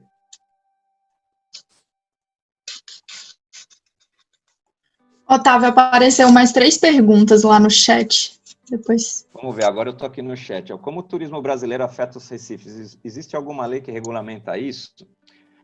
Olha, turismo em Recife é complicado fazer gestão, né? Precisa ser muito bem planejado, porque são altamente delicados, né, os corais, né? O povo não pode simplesmente pegar uma maré baixa e ir lá jogar fandangos para os peixinhos, quebrar os ouriços para juntar peixe lá e sair andando de botina em cima dos corais, esmagando os animais lá, não só corais. Aqui no Brasil tem bem pouco recife de coral também, né? A maioria dos nossos recifes eles são de algas calcárias, recife de coral mesmo, onde a cobertura do fundo mais de 60% feita de corais mesmo, Abrolhos. O sul da Bahia ele tem vários pontos, né? Mas a maioria dos nossos recifes são feitos de algas calcárias que formam os tais rodolitos, né? Formam aquelas rochas impregnadas de calcário, coraizinhos, moluscos e crustáceos, enfim, mas o principal construtor ainda são as rochas, as algas calcárias, né?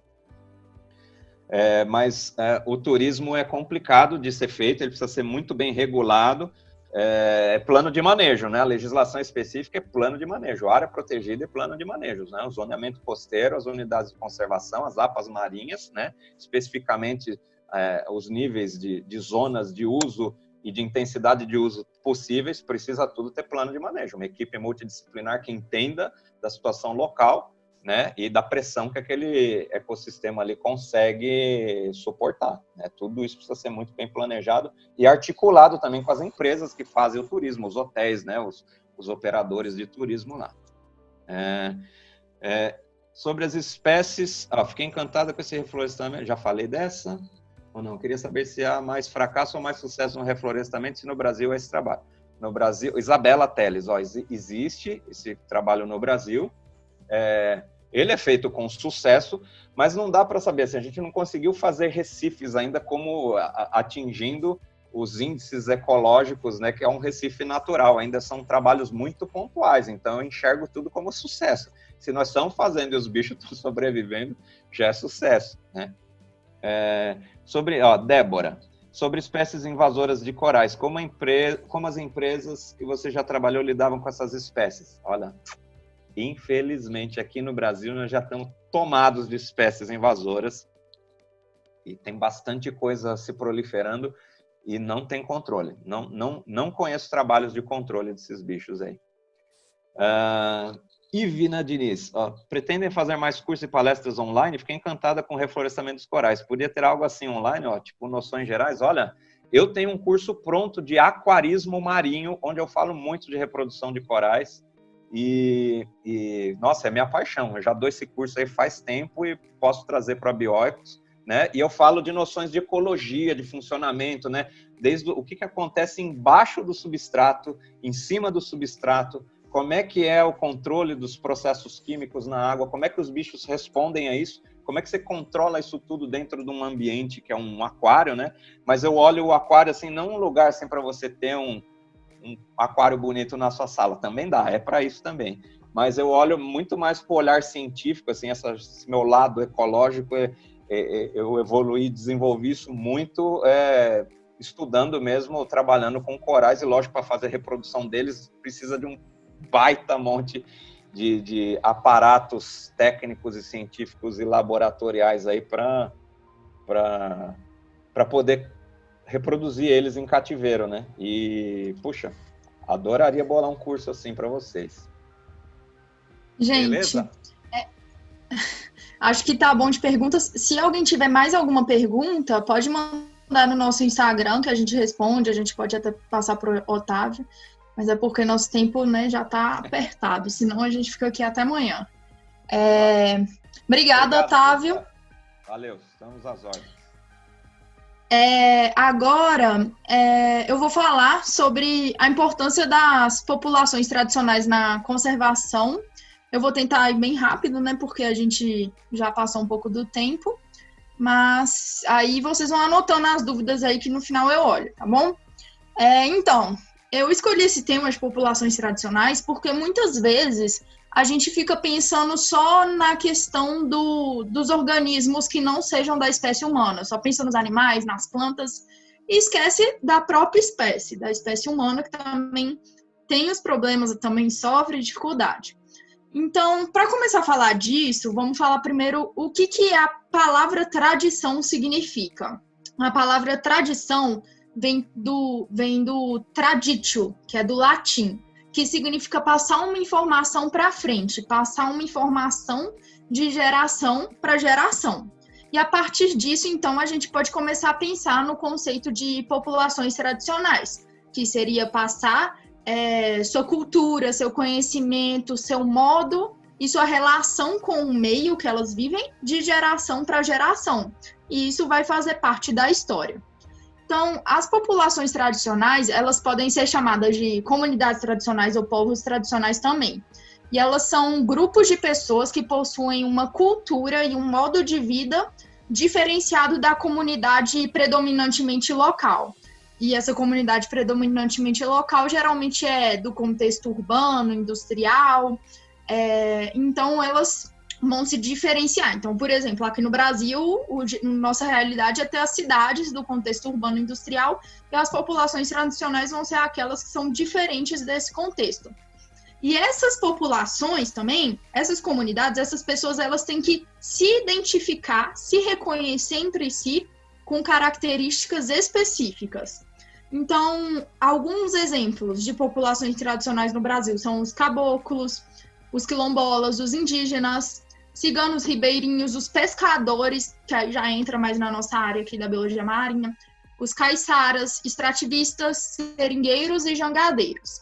E aí essas populações tradicionais, elas têm um modo de vida específico e uma relação com o meio que vivem de característica secular. Elas vivem há anos em um determinado local que permitiu, consequentemente, o desenvolvimento de uma relação intrínseca com aquele meio e elas dependem desse meio para sobreviver. Então, elas vão retirar os recursos da natureza, só os recursos essenciais para a sua sobrevivência, sendo, então, uma relação de subsistência, sem ter um objetivo comercial, exportador de grande escala. E como elas vivem nesses lugares há muito tempo, elas já se adaptaram a extrair esses recursos da natureza sem causar degradação ambiental. E o modo de manejo e extração, eles vêm sendo desenvolvidos há anos, possibilitando, então, a sobrevivência dessas comunidades sem o dano dos ecossistemas. Então, por viverem há séculos em um mesmo lugar, elas têm um conhecimento muito forte do modo de funcionamento da natureza, como a natureza realmente funciona.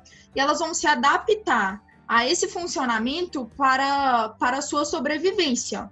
Não tipo, o contrário.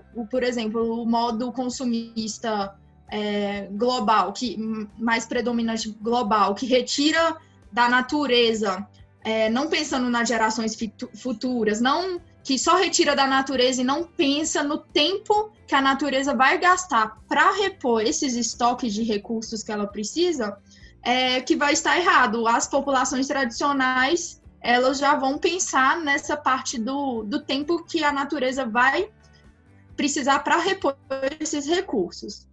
Então, essas populações tradicionais, elas têm o que a gente chama de etnoconhecimento, que é esse conhecimento que foi passado de geração para geração e foi aprendido a partir da relação cotidiana e direta com o meio em que essas pessoas vivem e com os fenômenos naturais. Só que, infelizmente, essas populações, elas muitas vezes não são valorizadas e elas são ameaçadas pelo desmatamento, elas sofrem muita perca de seus territórios, desvalorização cultural, são ameaçados pelo crescimento urbano e muitas outras coisas. Ou seja, muitas pessoas não valorizam essas comunidades tradicionais, não valorizam que elas sejam parte da cultura e da história brasileira e que elas tenham um conhecimento milenar e, principalmente, assim, por exemplo, aqui os indígenas, os quilombolas, elas têm muito conhecimento, que é o etnoconhecimento, só que esse conhecimento muitas vezes é subestimado em relação ao conhecimento científico.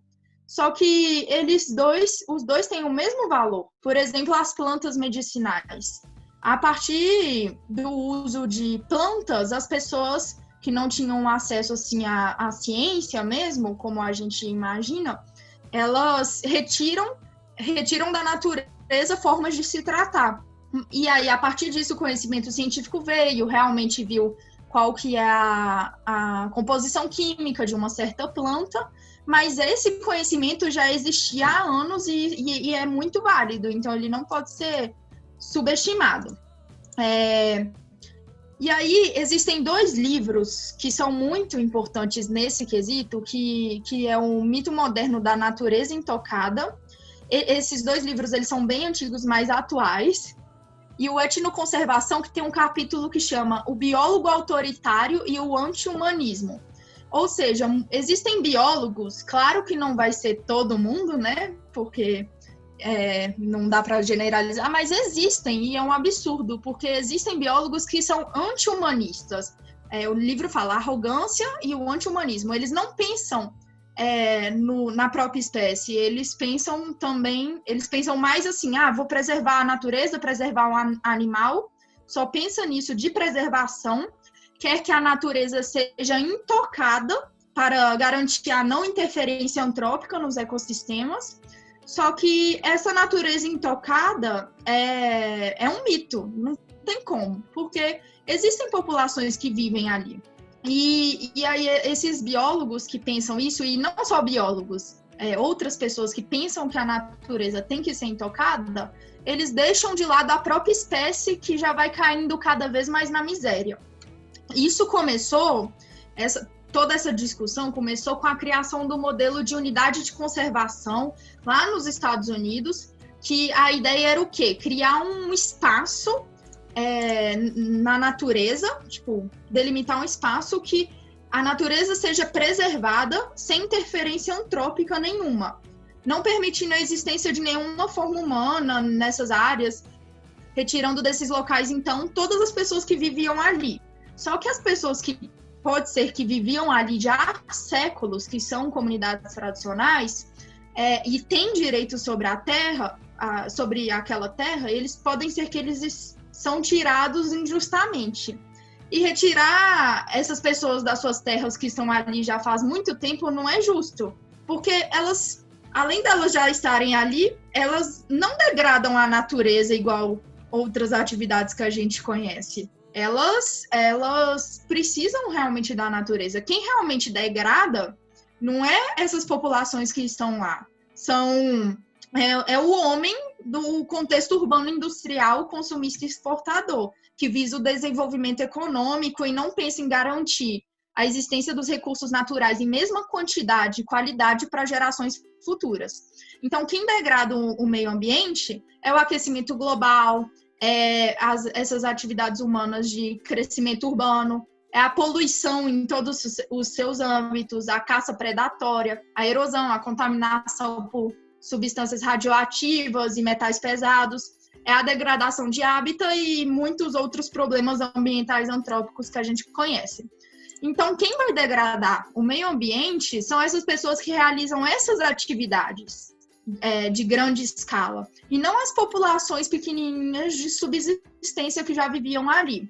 Elas não vão querer degradar totalmente o meio ambiente porque elas vivem nele e dependem dele para sobreviver, e elas não visam o lucro, elas não visam o desenvolvimento econômico em grande escala, e então é da natureza que elas precisam dela conservada. E a gente fala isso porque, por exemplo, lá no livro eles dão um exemplo. Tem uma comunidade que vive em algum país da África, eu não me lembro qual é, que teve que ser tirada de sua terra para a criação de uma unidade de conservação de proteção integral para proteger os leões. E aí a população já vivia ali há tempo e os leões não estavam sendo... o declínio da população dos leões não estava acontecendo por causa dessas populações, mas sim por outros motivos. E aí elas tiveram que sair da casa delas. E aí uma pessoa dessa comunidade até fala: por que eu vou ter que sair da minha casa se você que está querendo proteger o leão vai colocar o leão dentro do seu apartamento lá em Nova York? Ela fala desse jeito para a pessoa, porque às vezes a gente fica querendo tirar pessoas de lugares só para preservar a natureza, mas às vezes a conservação pode ser feita com as pessoas ali.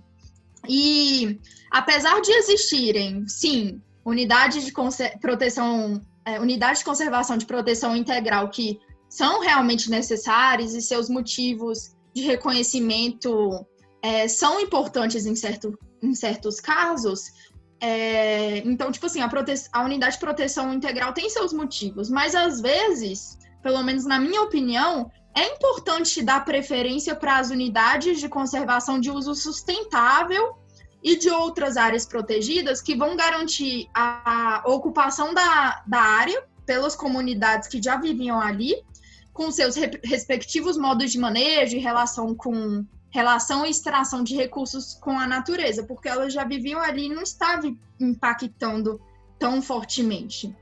E aí eu escolhi aqui uma das... Aqui meu zoom fechou aqui, eu desconcentrei. Aí eu peguei aqui uma das populações tradicionais que tem mais a ver aqui com o nosso tema de biologia marinha, que são os pescadores artesanais. Aí esse conceito de pescador artesanal, ele é bem diverso, vários artigos discutem porque não é bem definido ainda o que é um pescador artesanal.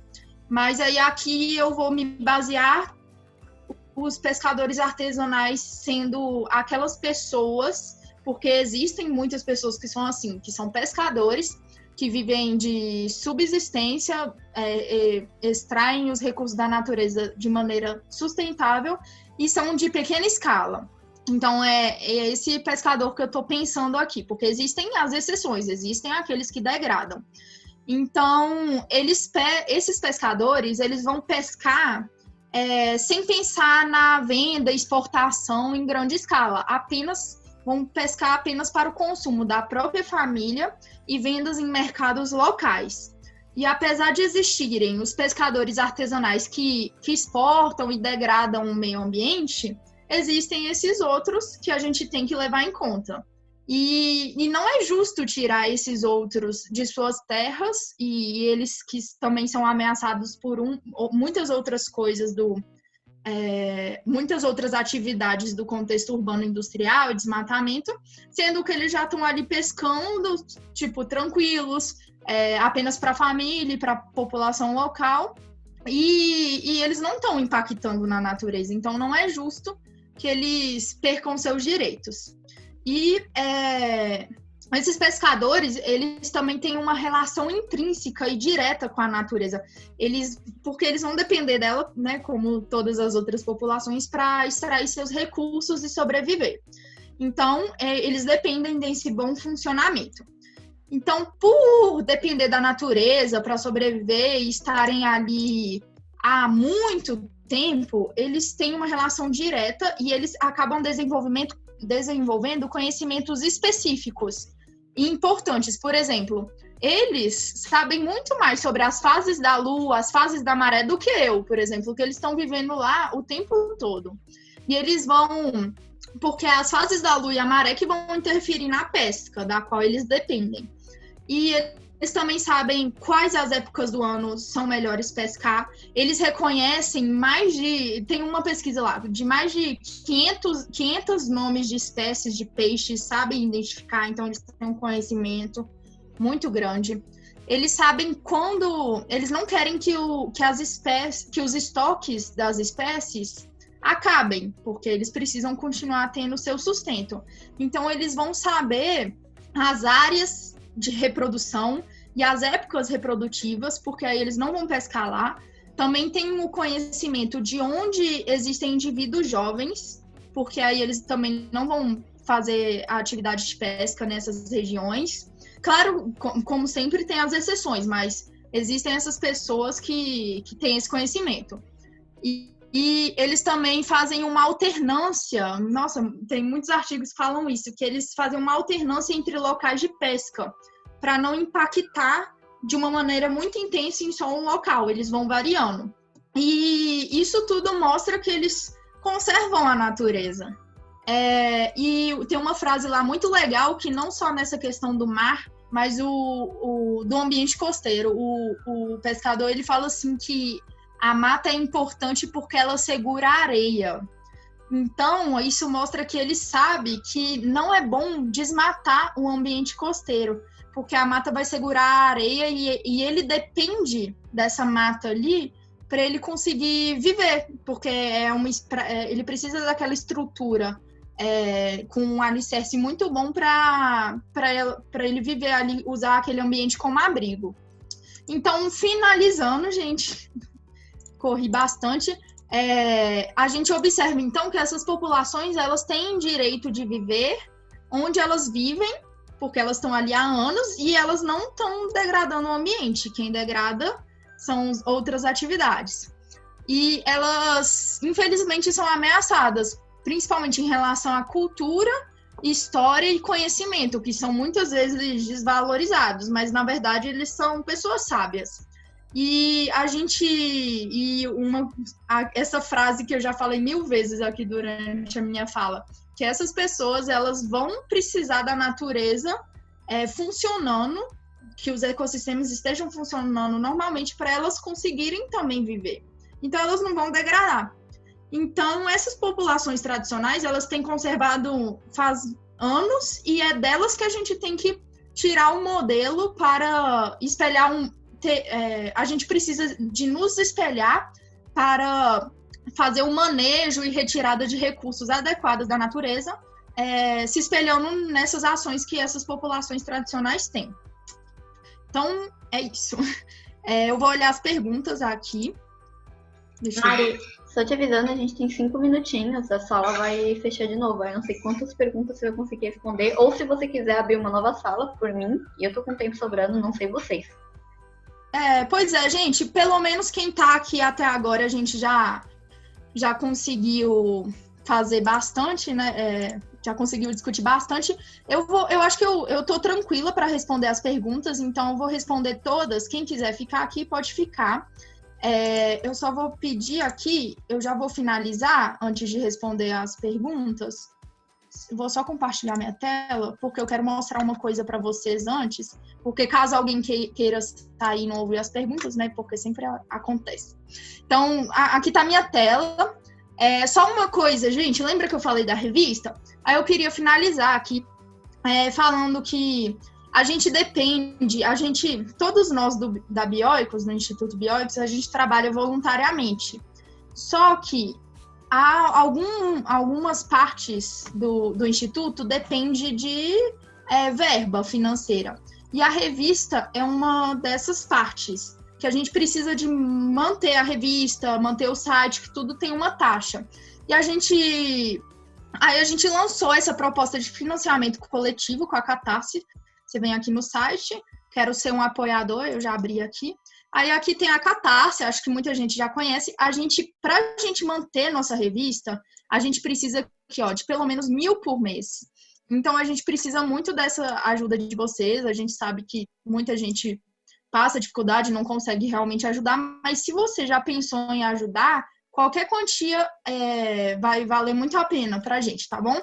E a gente tem as recompensas aqui, quem quiser depois olhar, que a gente tem muitas recompensas para quem quiser ajudar. Aí é isso, foi bem rápido. Vamos finalizar aqui, então. Abrir de novo, a 4ª vez, gente, desculpa. Mas a tecnologia é assim. E aí a gente volta, eu respondo as perguntas e se todo mundo continuar aí, ótimo. Que as perguntas também a gente aprende bastante com elas, mas... A Vanessa comentou aqui, como o desenvolvimento sustentável, visão da geração futura, mas esquece de cuidar da geração atual, Isso é a arrogância, né, das pessoas. Às vezes elas não só querem pensar em si mesmas, só quer ver o desenvolvimento econômico e não pensa na geração futura. E aí, por isso que a gente tem um papel muito importante de divulgar informação para as pessoas verem que elas dependem. Nossa, gente, eu fiquei encantada com a questão da valoração ambiental. Eu não sei se vocês fazem biologia ou matérias afins, e se já tiveram essa matéria de valoração ambiental, porque é uma ferramenta muito legal de você mostrar para os grandes empreendedores por que eles têm que conservar a natureza. Porque ao invés de você falar assim, você depende da natureza, porque se você destruir o peixe, vai impactar em você por causa da cadeia alimentar, o empreendedor vai estar nem aí para você. Você tem que falar como que economicamente é importante você preservar ou conservar uma área. Por exemplo, a pessoa quer construir uma hidrelétrica. Lógico que a gente, infelizmente, não pode ser 100% assim certinho, porque a gente depende da energia elétrica também, por exemplo, para viver. Mas se a gente que está indo construir uma hidrelétrica em um lugar que não é adequado, de um porte que poderia ser outro, então aí você vai calcular, se você desmatar essa área, você vai estar perdendo tantos reais, sendo que se você fizesse em outra área. Então, você vai mostrar em dinheiro por que é importante você conservar aquela área. Por exemplo, se você desmatar essa unidade, essa área aqui, às vezes não é uma área protegida porque não pode desmatar, né? Mas finge que se você desmatar essa área aqui, na sua cidade, às vezes é uma área urbana na sua própria cidade, aí você desmata, vai ter desvalorização imobiliária, porque a gente sabe que os imóveis se valorizam quando estão perto de áreas verdes. E se você desmata, você vai perder dinheiro. E aí só que a gente sabe que não é só o dinheiro que está envolvido. Às vezes tem espécies ali, pode estar funcionando como um corredor ecológico, alguma coisa assim. Mas é uma forma que a gente vai falar para eles conservar. Aqui agora sobre da Júlia Medeiros. É válido o termo ecofascismo no que se refere à linha de ecologistas que excluem essas populações tradicionais em sua análise? Vi essa discussão nas redes sociais, porém fiquei na dúvida se esse termo cabe bem na situação. Olha, eu nunca ouvi falar desse termo, né? Mas eu posso conferir para você e responder mais propriamente depois. Se alguém souber aí também pode falar, né? E aí, mas parece assim, pela palavra, parece que realmente cabe nisso, porque ecologia, fascismo, né? Vai ser autoritário. Então, a ecologia, né, a preservação certinha, fascista, talvez vai realmente deixar de lado as pessoas, vai querer que a natureza seja intocada. mas é impossível a natureza ser intocada porque a gente também faz parte da natureza. É aquela questão que eu falei lá no início, quando eu falei da revista. O ser humano tem que se sentir parte da natureza e ver que outros grupos da sua própria espécie, principalmente as populações, geralmente a gente sabe que elas estão mais na miséria, que elas não têm um desenvolvimento econômico tão grande, aí eles vão excluir elas. Então, acho que esse termo é válido sim. Mariana Marques. Nesse cenário, não existem pessoas oportunistas que não fazem parte dessas populações tradicionais de fato. E que, de alguma forma, tiram proveito disso. Ai, calma aí, que eu li tudo errado. É porque a frase está grande. Não existem pessoas oportunistas. Ah, entendi. Como se a pessoa ela realmente não fosse parte da população tradicional, estivesse ali no meio só para conseguir uma oportunidade de lucro econômico, só que ela meio que finge que é dessa população tradicional. Eu acho que pode existir sim, né? Porque a gente ser humano, né, faz cada coisa. Eu nunca vi nenhum fato desse tipo, mas existem. E aí elas podem usam como justificativa para poder caçar, pescar, por exemplo, ameaçando de fato algumas áreas. Então, com certeza deve existir pessoas que falam pertencer a uma comunidade tradicional, falando que quer caçar ali para subsistência, mas na verdade ela está fingindo. Então, por isso que seria bom a gente sempre averiguar qual que é a história que aquela pessoa, aquela comunidade realmente tem com aquele local. E se aquelas atividades são realmente de subsistência. O problema é que nem sempre aqui no Brasil a gente tem recursos o suficiente para fazer essa fiscalização, em todos os sentidos. Até de unidade de conservação a gente não tem fiscalização 100%, né? Então, infelizmente é difícil. Mas é importante a gente discutir isso, porque aí já vai abrindo mais a mente para a gente, né? Vai que alguém aí um dia participa de alguma frente que consegue fazer ter essa ideia de manter essa fiscalização melhor. Aí agora, acho que a Rafa está falando aqui da ilha de plástico, lista de chamada. Alguém aqui no final comentou, eu ainda não fui para o chat dessa palestra de agora, dessa nova reunião, mas eu estou aqui na anterior. Aí a Ana Carolina, ela perguntou, ela falou que gostaria de trabalhar com a gente, como que ela pode fazer para colaborar. A gente fica muito feliz, sério, quando vocês vêm atrás da gente para querer colaborar. Só que a gente já tem todos os nossos grupos cheios, assim, o Instagram, o podcast, a revista, os cursos, então tá tudo lotado. O que a gente está fazendo é liberar editais desse estágio voluntário quando a gente precisa. Então, é só ficar atento ao Instagram, que quando liberar, né, todo mundo vai ficar sabendo. Participar dos grupos também. Uma coisa que a gente consegue também com a colaboração é a colaboração financeira, que é através da plataforma Catarse, que a gente precisa muito para manter a revista, porque a gente faz tudo voluntário, e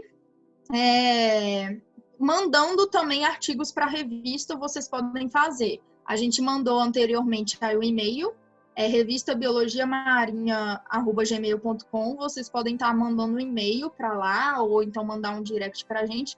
Aí vocês vão entrar em contato com a gente e a gente vai definir um tema que talvez vocês estejam querendo escrever sobre a revista, para ser publicado na revista, e a partir do qual a gente vai dar um documento são normas editoriais para publicar na revista, é só seguir as normas, a gente conversa certinho. Aí quem tiver interesse, só entrar em contato, que é essa forma de auxiliar também escrevendo textos.